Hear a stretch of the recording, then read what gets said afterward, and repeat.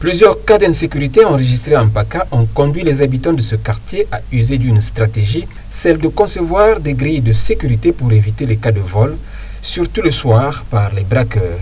Placés devant les boutiques, salons de coiffure, boulangeries, églises, voire même les toilettes modernes, ces barres de fer sécurisent mieux, ont dit ces populations, car elles n'ont plus le choix, d'où ce SOS. Actuellement, les gens font les grilles dans ces habitations pour éviter le vol, le banditisme. Mais qu'à cela ne tienne, quand on met certaines grilles qui ne tiennent pas, les braqueurs viennent, ils braquent, ils essaient de défoncer même les grilles.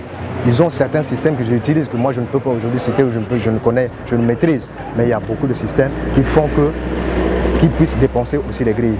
On évite le braquage, on évite le braquage, mais on est aussi victime de ce braquage. Mais à partir de 19 h, quand il fait déjà nuit, ils commencent à fermer leur boutique et ils mettent une porte, un portail en grille, pourvu que la personne, quand il vient, même s'il avait une machette, la grille est fermée et ils vendent à travers de la grille.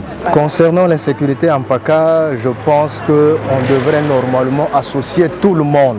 Si on devait associer tout le monde, cela devait être un peu, pas totalement éradiqué, un peu éradiqué.